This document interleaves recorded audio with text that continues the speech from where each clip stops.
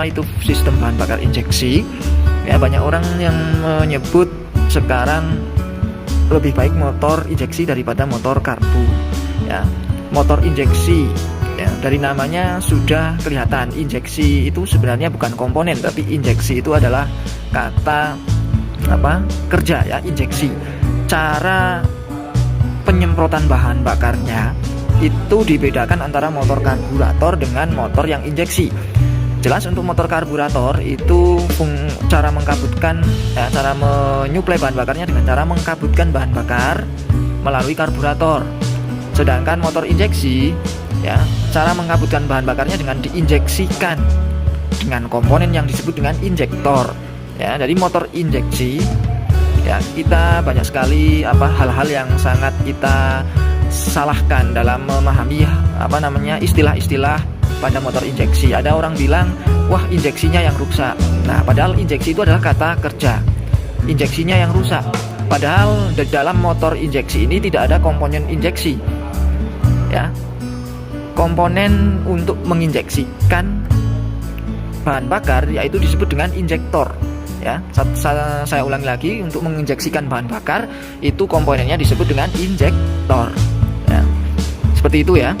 Ya, jadi motor injeksi itu hanya istilah atau sebutan orang awam atau orang-orang seperti kita ini supaya lebih mudah menyebut motor yang disebut dengan, contohnya yang ada di depan saya ini, motor Honda Beat PGM-FI. Ya, kalau kita singkat menjadi PGM-FI atau kepanjangannya yaitu Programmed Fuel Injection, ya.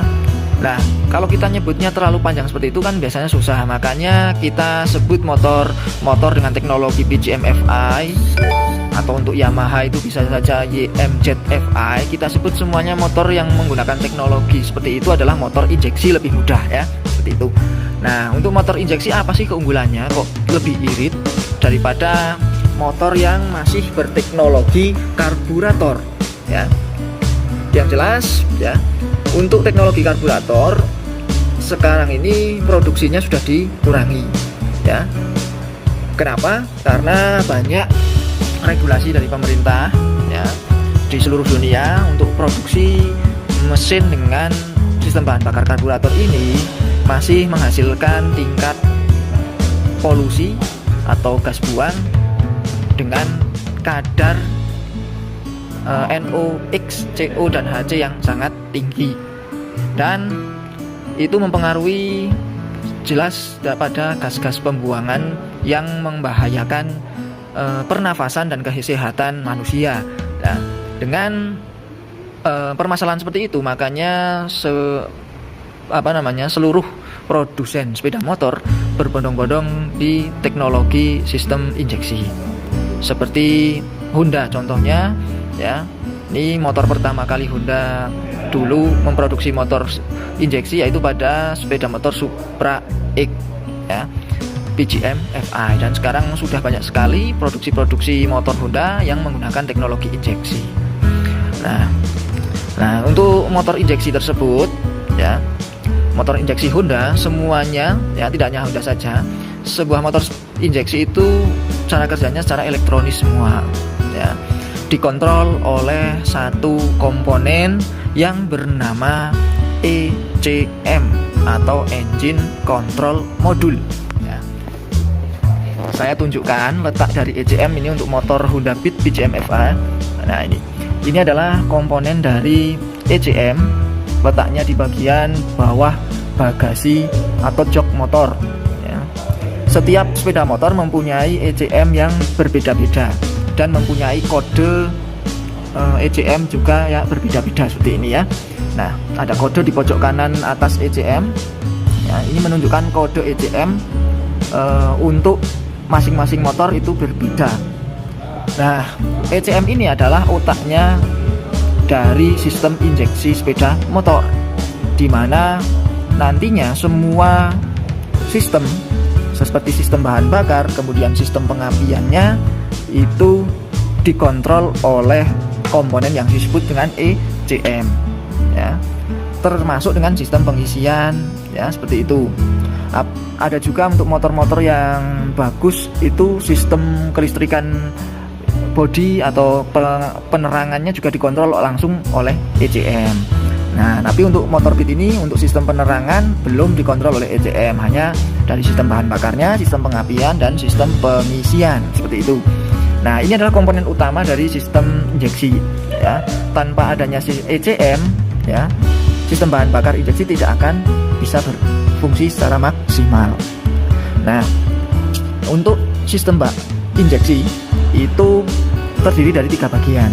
Yang pertama adalah sistem induksi udaranya atau pemasukan udaranya, ya. Pemasukan udara, ya, itu berasal dari air filter, ya. Sistem induksi udara itu berasal dari air filter, kemudian masuk ke throttle body, ya. Throttle dari air filter ini atau kotak filter, ya, filter udara, kemudian masuk ke throttle body, baru masuk ke intake manifold dan masuk ke ruang pembakaran melalui katup masuk. Itu adalah sistem induksi udara motor injeksi, ya, seperti itu. Nah, kemudian, ya, sistem induksi udara atau pada filter ini juga difungsikan untuk menyaring, ya, menyaring uap mesin, ya, atau blow by gas yang berasal dari kepala silinder. Nah, ini selangnya yang menuju ke filter, disaring lagi udara yang dihasilkan oleh panas mesin, disaring lagi ke filter udara dan dibakar kembali ke ruang pembakaran. Supaya apa? Nah, itu tadi regulasi pemerintah untuk mengurangi tingkat polusi asap sepeda motor ataupun kendaraan, ya. Nah, itu sistem yang pertama yang dimiliki oleh sistem injeksi, yaitu sistem induksi udara. Kemudian yang kedua, sistem bahan bakarnya. Sistem bahan bakarnya itu terdiri dari komponen, saya tunjukkan satu persatu. Satu adalah ini yang berada di sini, yang besar ini adalah tangki bahan bakar. Ya, tentunya kalian tahu fungsinya adalah untuk menyimpan bahan bakar, ya, menyimpan bahan bakar. Tangki bahan bakar ini di sini dilengkapi dengan pompa bahan bakar, kemudian ada pengatur tekanan bahan bakar, ya. Dalam istilah tekniknya, pompa bahan bakar disebut dengan fuel pump. Kemudian ada pengatur tekanan bahan bakar disebut dengan fuel pressure regulator, ya, fuel pressure regulator. Nah, jadi bahan bakar ini nantinya akan dihisap oleh pompa, kemudian ditekan, tekanannya diatur oleh fuel pressure regulator dan disalurkan melalui fuel hose atau selang bahan bakar menuju ke injektor nih, ya, di injektor. Di bahan bakar yang disalurkan ke injektor ini sudah dalam kondisi bahan bakar yang bertekanan. Nah, dan komponen selanjutnya dari sistem bahan bakar ini ada injektor yang fungsinya adalah untuk mengkabutkan bahan bakar dalam bentuk kabut yang sangat tipis sekali, ya, tipis sekali. Nah, nih. Kemudian, ya, setelah dikabutkan maka bahan bakar ini akan disalurkan masuk ke ruang pembakaran seperti itu, ya. Nah, selanjutnya komponen sistem bahan bakar yang selanjutnya ada throttle body. Di sini fungsinya adalah mengatur pembukaan katup gas, ya, dan mengatur masuknya jumlah udara. Nah, ini ada katup gas di sini, ada throttle body, ini mengatur masuknya jumlah udara yang akan dicampurkan dengan bahan bakar yang tadinya disemprotkan oleh injektor. Itu diatur semua oleh satu sistem seperti itu, ya. Itu adalah komponen-komponen dari sistem bahan bakar. Dan satu lagi saya lupa, ya, di dalam tangki ini di fuel pump bawahnya ada yang komponen yang disebut dengan fuel filter. Fungsinya adalah menyaring bahan bakar dari kotoran-kotoran supaya tidak masuk ke dalam injektor, ya. Nah, itu bagian kedua dari sistem injeksi. Sekarang bagian ketiga dari sistem injeksi, yaitu sistem kontrol elektronisnya. Nah, ini tadi yang ECM ini adalah termasuk dalam sistem kontrol elektronisnya, ya. Sistem kontrol elektronis ini untuk mengontrol semua sistem dari bahan bakarnya, pengapian dan pengisian untuk sepeda motornya. Nah, yang kita bahas di sini adalah sistem bahan bakar injeksi. Jadi untuk ECM ini fungsinya untuk mengontrol sistem bahan bakar supaya dapat mengkabutkan bahan bakar sesuai dengan kebutuhan mesin. Ya. Nah, kebutuhan mesin ya jelas itu ditentukan oleh beberapa faktor ya. Faktor-faktor mesin contohnya seperti panas mesin, kemudian jumlah udara yang masuk ya, kemudian bukaan katup gas, itu adalah faktor-faktor yang mempengaruhi injektor untuk mengabutkan bahan bakar. Nah, faktor-faktor itu dideteksi, dirubah menjadi sebuah data oleh komponen yang namanya sensor. Jadi pada sistem kontrol elektronis ini mempunyai beberapa komponen, yaitu ya, ada yang disebut dengan aktuator dan ada juga disebut dengan sensor. Ya, seperti itu. Nah, komponen sistem kontrol elektronis yang pertama, ya, tadi ECM sudah jelas fungsinya untuk mengontrol, mengatur, mengolah data di sini, ya. Kemudian komponen yang terlihat langsung saja di sini, ya, di bagian atas throttle body ini fungsinya adalah untuk mengatur masuknya udara ketika posisi sepeda motor dalam putaran idle, atau kita sebut komponen ini sebagai IACV, intake air control valve, itu, atau di motor Yamaha disebut dengan ISC atau idle solenoid valve, atau ISCV atau idle solenoid control valve. Ini fungsinya sebenarnya sama saja, hanya perbedaan nama komponen biasanya antara Yamaha dan Honda. Kemudian di bagian bawah sini, di bagian bawah throttle body ini terdapat komponen yang berfungsi untuk mendeteksi bukaan katup gas. Ini disebut dengan komponen TPS atau throttle position sensor ya.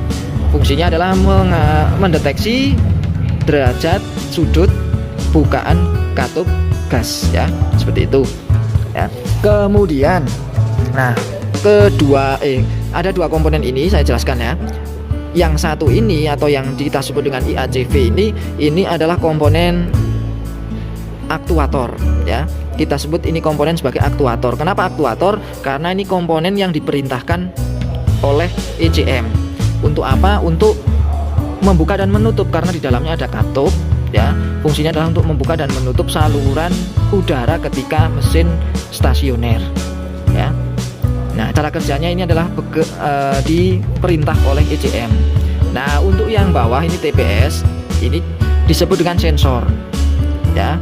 Sensor ini fungsinya adalah mendeteksi data, bukan diperintah oleh ECM, tetapi TPS ini adalah mendeteksi data ya, berapa derajat pembukaan katup.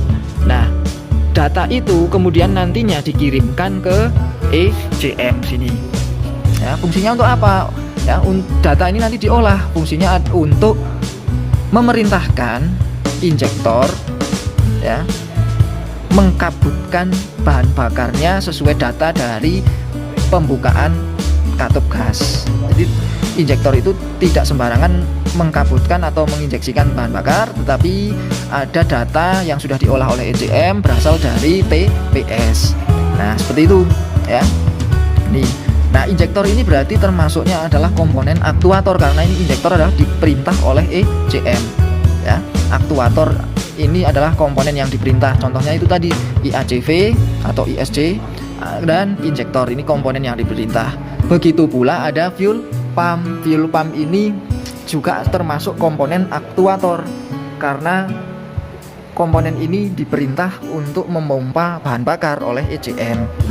Nah, sedangkan sensor itu untuk mendeteksi data. Nah, selain sensor TPS, di bawah sini ya, di bawah sini ada komponen yang disebut dengan sensor EOT ya. Sensor EOT atau panjangannya adalah engine oil temperature. Fungsi dari sensor ini ya, ini soketnya, sensornya berada di dalam sana. Nah, ini sensornya masuk ke dalam blok mesin. Itu fungsinya adalah untuk mendeteksi temperatur oli mesin atau temperatur atau suhu mesin ya, melalui panas atau suhu oli yang disirkulasikan. Jadi mesin mesin panasnya seberapa itu disensor oleh komponen yang namanya EOT nih. Ya, nanti datanya juga dikirimkan ke ECM untuk apa? Untuk proses informasi ya. ECM memerintahkan injektor seperti itu ya. Kemudian ada sensor yang lain ya. Sensor yang lain di sini. Nah, di sini saya perlihatkan, tapi mohon maaf tidak bisa membongkar secara lebih jelas ya. Yang penting kita tahu letaknya saja, yaitu sensor posisi sensor posisi crank as atau kita sebut dengan crankshaft position sensor atau disingkat dengan CKP ya. CKP ini fungsinya adalah mendeteksi ya sudut crank as ya, sudut crankshaft ya, dimana crankshaft itu ya nantinya ketika dia berputar ya sudutnya dideteksi oleh sensor CKP tersebut. Fungsinya untuk apa? Fungsinya adalah mendeteksi yang pertama sudut pengapian, kemudian juga mendeteksi sudut penginjeksian, di mana bahan bakar akan disemprotkan ya, timingnya berdasarkan sensor dari CKP ya. Untuk kabel-kabelnya ya seperti ini. Nah, ini untuk kabel sensor CKP, ini untuk kabel sistem pengisiannya. Jadi di sini ada magnet ya. Magnet yang fungsinya magnet ini adalah kalau di motor pit ini sekaligus sebagai ACG starter, fungsinya untuk menstarter sekaligus sebagai sistem pengisiannya ya. Nih. Kemudian di sini terdapat magnet yang fungsinya mendeteksi sudut crankshaft ya, sebagai mencari timing pengapian dan mencari timing penginjeksian seperti itu ya. Nah itu adalah sensor-sensor yang ada dalam motor pit PGM FI ya, kurang lebihnya seperti itu ya. Nah itulah komponen-komponen sistem injeksi bahan bakar ya. Kenapa bahan bakar injeksi lebih irit ya? Karena injektor itu sangat kecil sekali ya. Lubang yang dimiliki oleh injektor itu sangat kecil sekali. Saya berikan contoh injektor itu seperti apa lubangnya, itu untuk membuktikan supaya perbedaan antara karburator dan injektor bisa irit ya, tergantung dari komponen injektornya itu ya. Nah, komponen yang sudah saya pegang ini adalah salah satu injektor, dimana ini adalah sebenarnya injektor untuk mobil ya, tetapi sama saja sebenarnya fungsinya ya, untuk mengkabutkan bahan bakar ya. Injektor sepeda motor dan mobil tidak jauh berbeda ya. Injektor motor dan mobil tidak jauh berbeda. Untuk mobil sendiri kalian bisa lihat, nah ini bisa lihat, saya dekatkan, itu adalah ada lubang berjumlah 4 ya, lubang kecil berjumlah 4. Itu fungsinya adalah untuk mengeluarkan atau mengkabutkan bahan bakar menjadi kabut yang sangat tipis ya, mengkabutkan bahan bakar menjadi kabut yang sangat tipis. Nah ini salah satu fakta, salah satu pembuktian kenapa motor injeksi lebih irit ya, karena ini injektor ini lubangnya sangat kecil sekali ya, dan bisa mengkabutkan bahan bakar menjadi bentuk kabut yang sangat tipis. Sekaligus apa? Tidak ada bahan bakar yang terbuang dengan sia-sia ya, seperti itu. Nah, komponen injektor ini mempunyai soket ya. Soket ada terminal plus dan terminal main. Fungsinya adalah untuk membuka plunger atau solenoid yang ada di injektor untuk membuka lubang supaya bahan bakar bisa keluar ya. Ini untuk saluran yang atas, ini saluran yang berasal dari selang dari pompa bahan bakar itu, seperti itu ya. Nah itu salah satu pembuktian kenapa motor injeksi irit ya. Di samping itu motor injeksi irit karena memang teknologinya sudah canggih ya. Semua data penginjeksian ya, faktor-faktor pembakaran penginjeksian itu didata sedetail mungkin dari suhu mesinnya, ya, kemudian dari jumlah udara yang masuk, ya seperti itu, kemudian timing penginjeksian dan pengapian yang tepat. Makanya dari faktor-faktor yang tepat itu motor injeksi sangat irit, ya. Tapi ya ada tapinya, motor injeksi juga bisa boros kalau si pengendara atau yang punya sepeda motor jarang melakukan perawatan berkala yang mengakibatkan komponen-komponen sistem injeksi ini mengalami permasalahan dan juga rusak, ya. Bisa motor injeksi, contohnya injektor ini mengalami tersumbat, ya. Motor tidak akan bisa hidup, ya, bahkan mati total, ya, karena apa? Karena jarang sekali melakukan servis seperti itu. Jadi motor injeksi pun bisa trouble layaknya seperti motor konvensional karburator kalau tidak ada perawatan berkala, ya. Nah, itu adalah komponen-komponen motor injeksi, dan ada beberapa, ya, pengembangan motor injeksi, ya. Motor injeksi dikembangkan lagi supaya apa? Supaya lebih irit dan yang jelas menghasilkan tingkat emisi gas buang yang rendah. Nah, mungkin dari saya cukupkan sekian untuk video pembelajaran sistem bahan bakar injeksi ini. Apabila ada kesalahan, saya mohon maaf, saya mohon saran dan kritikannya. Apabila Anda suka dengan video ini, klik like. Apabila Anda tidak suka dengan video ini, klik dislike. Dan saya mohon saran dan kritik dari kalian. Apabila ada pertanyaan juga boleh, silahkan tinggalkan di kolom komentar. Terima kasih, saya akhiri. Wabillahi taufiq wal hidayah. Wassalamualaikum warahmatullahi wabarakatuh. Waalaikumsalam.